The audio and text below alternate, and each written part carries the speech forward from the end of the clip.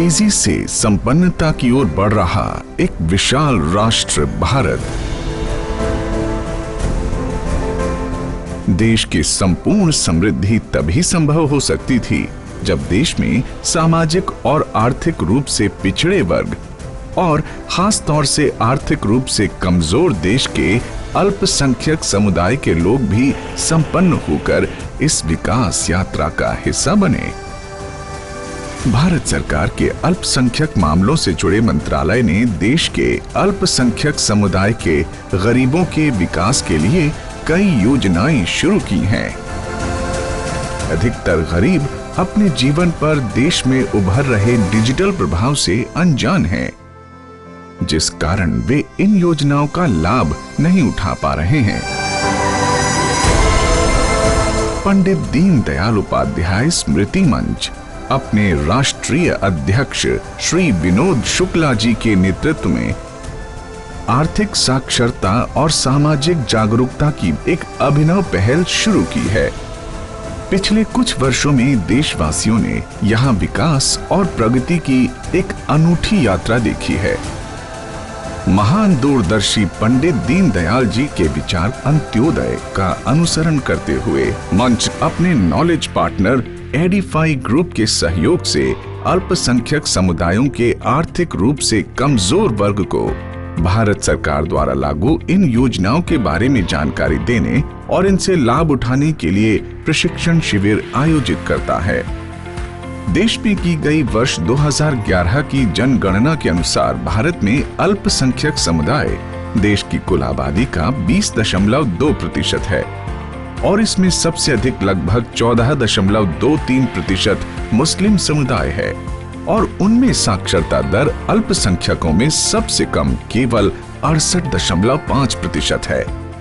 देश की आजादी के बाद भी जो अल्पसंख्यक वर्ग में खास तौर से जो मुस्लिम समुदाय के लोग हैं, ये बहुत पिछड़े हुए लोग हैं। इनकी मतलब ना तो हेल्थ की तरफ विशेष ध्यान दिया गया है, ना इनकी आर्थिक उन्नति की ओर विशेष ध्यान दिया गया है। मंच ने ये बीड़ा उठाया है कि इस समाज को भी आगे बढ़ाया जाए और इसमें हम ये देखेंगे कि उनकी स्वास्थ्य, स्वच्छता और आर्थिक स्थिति कैसे ज़्यादा से ज़्यादा ऊपर उठे और इसके लिए मंच दृढ़ संकल्पित है। मंच समाज को जाति, पंथ और धर्म से ऊपर देखता है। अपने इस कार्यक्रम में मंच ने गरीब मुसलमानों तक पहुंचने का निर्णय लिया, जिससे कि वो भी इन योजनाओं का लाभ उठा सकें, जो भारत सरकार ने उन सब के विकास के लिए लागू की हैं। Financial literacy which has diminished over a period of time right from independence. The government has implemented certain programs which has not reached the downtrodden people. So we take this opportunity on the platform of our Manch under the guidance of our President Shri Vinod Shukla ji to conduct workshops all over India to create awareness about financial literacy, about banking, and to take advantage of all the schemes that have been introduced by our government of India for their betterment and for their upliftment in society. अपने इस कार्यक्रम के तहत मंच ने मुंबई शहर के उपनगर मलाड के मुस्लिम बहुल क्षेत्र मालवानी में एक प्रशिक्षण शिविर आयोजित करने का निर्णय लिया। अच्छा, मालवनी का जो हॉल वगैरह है, सारी चीजें व्यवस्था है, सारी तैयारी हो गई है, सारा हॉल्स फाइनल हो गया है, सब लोगों से बात कर लिए, सारे लोगों को टाइमिंग दे दी है। हैदर आजम जी गेस्ट हैं अपने, हैदर आजम जी से भी बात हो गई, उन्होंने भी अपना अपॉइंटमेंट फाइनल कर दिया। कैसा था वहाँ का रिस्पांस? मतलब लोगों में उत्साह था? सारे लोगों का रिस्पांस पॉजिटिव है भाई साहब, बहुत सारा एनर्जी है लोगों में, चाहते हैं कि ऐसी मतलब सेशन बार बार कंडक्ट हो। चलो ठीक है, क्योंकि हम लोग यहाँ पर है नहीं, वहाँ पर बड़ा प्रोग्राम आ गया, इच्छा तो बहुत थी, अब तुम्हारे कंधों पे भार है।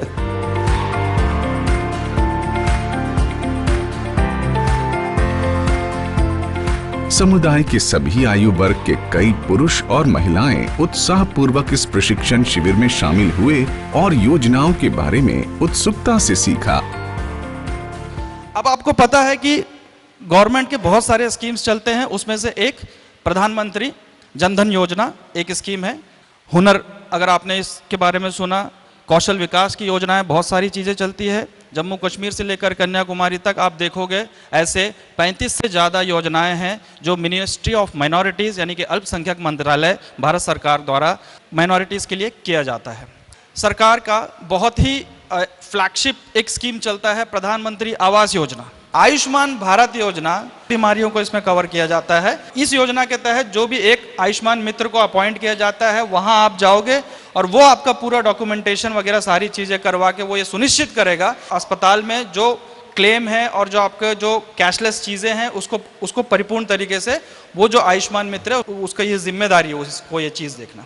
सरकार जो भी योजना चला रही है उसमें बैंक के साथ जुड़ना जो है सबसे पहला एक क्राइटेरिया सरकार ने बना के रखा है, ताकि किसी भी प्रकार की सब्सिडी आपको अगर मिलती है वो सब्सिडी सीधे आपके बैंक खाते में आती है। लेकिन होता क्या है कि जब हम बैंक में खाता खोलने जाते हैं तो बैंक में हम बहुत सारे डॉक्यूमेंट्स जो है हम जमा करते हैं। ख्याल रखना है कि जब भी आप डॉक्यूमेंट जमा करते हो तो उसका पर्पस जो होता है किस संदर्भ में आप वो डॉक्यूमेंट का इस्तेमाल कर रहे हो, उस डॉक्यूमेंट में ये चीज क्लियरली आप उस चीज को मेंशन कर दीजिए। समुदाय के कुछ विद्वान और प्रमुख गणमान्य लोग भी इस शिविर में शामिल हुए। 8 घंटे के प्रत्येक सत्र में लाभार्थियों को TOT प्रमाणित प्रशिक्षक योजनाओं से अवगत कराते हैं। इन्हें कंप्यूटर और डिजिटल बाजार का पर्याप्त ज्ञान हासिल है। ऑडियो विजुअल बातों को समझने समझाने का सशक्त माध्यम है। इन शिविरों में छोटी छोटी फिल्मों, PPT और पोस्टर आदि का भी उपयोग किया जाता है। भाग लेने वाले लाभार्थियों को डिजिटल लेन देन, कृषि से संबंधित सहायता ऐप का इस्तेमाल और स्मार्टफोन में इंटरनेट का उपयोग करने के बारे में भी समझाया जाता है। आने वाले समय में मंच पूरे देश में ऐसे 1 दिवसीय प्रशिक्षण सत्र आयोजित करेगा। पंडित दीनदयाल उपाध्याय स्मृति मंच दृढ़ संकल्पित है, इस कार्य को आगे बढ़ाता रहेगा और चलता रहेगा और सरकारी योजनाओं को साथ में लेकर के, सारे समाज को साथ में लेकर एक मानव समाज, विश्व बंधुत्व की भावना को कायम करता हुआ आगे बढ़ेगा। अल्पसंख्यक समुदाय की आर्थिक रूप से कमजोर महिलाओं के कौशल विकास और उनकी डिजिटल सेवाओं तक आसान पहुंच के लिए प्रशिक्षित और शिक्षित किया जाता है।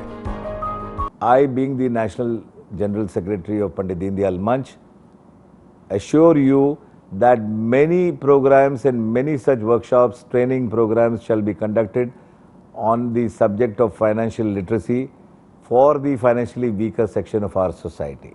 आइए आर्थिक साक्षरता और सामाजिक जागरूकता कार्यक्रम के माध्यम से आप भी समाज के कमजोर वर्ग के समुचित विकास के लिए मंच की इस अभिनव पहल में हमारे साथ हाथ मिलाएं। आर्थिक साक्षरता और सामाजिक जागरूकता यानी डिजिटल इंडिया को मजबूत करने की दिशा में एक कदम।